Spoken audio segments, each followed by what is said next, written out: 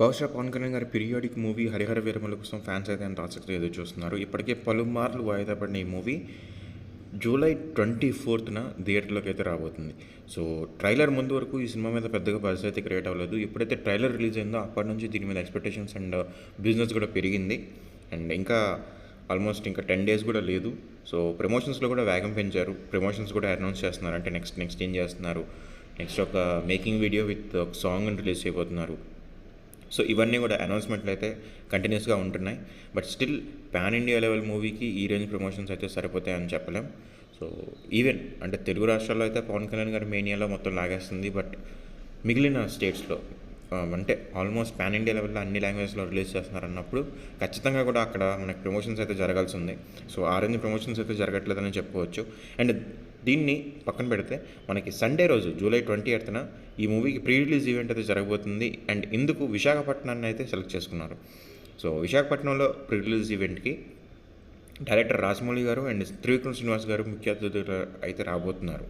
And దీనికి ఏంటంటే రాజమౌళి గారు అన్న మరి ఆయన ఆస్థాన సంగీత దర్శకుడు ఎంఎం కీరవాణి గారు ఈ మ్యూజిక్ అయితే అందించారు కదా. సో రాజమౌళి గారు ఆయనకి ఇన్విటేషన్ వెళ్ళిన తర్వాత ఆయన వస్తున్నారు. అండ్ అలాగే త్రివిక్రమ్ గారు పవన్ కళ్యాణ్ గారికి ఎంత మంచి ఫ్రెండో తెలుసు కదా. సో ఆయన కూడా వీళ్ళిద్దరినీ ఏఎం రత్నం గారు అయితే ప్రత్యేకంగా ఆహ్వానించినట్టు అయితే తెలుస్తుంది.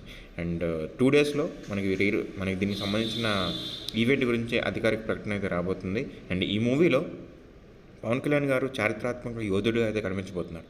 ఈ స్టోరీని అంటే బేస్డ్ ఆన్ ట్రూ ఈవెంట్స్ మీద బేస్ చేసుకొని ఒక ఫిక్షనల్ స్టోరీ కింద అయితే క్రియేట్ చేసినట్లయితే చెప్తున్నారు.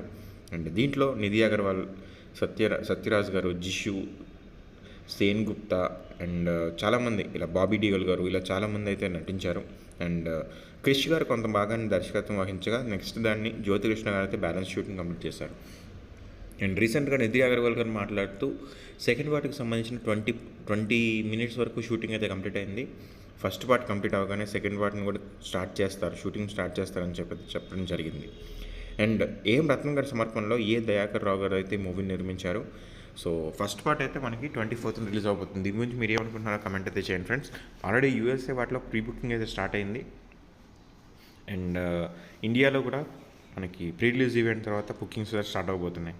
అండ్ మనకి ఈ బజ్ సరిపోతుందా, ఒక పాన్ ఇండియా మూవీకి ఈ బజ్ సరిపోతుందా అనేది అయితే ఒక క్వశ్చన్ మార్క్ కింద అయితే నించుంది. సో దీని గురించి మీరేమనుకుంటున్నారో కమెంట్ అయితే చేయండి.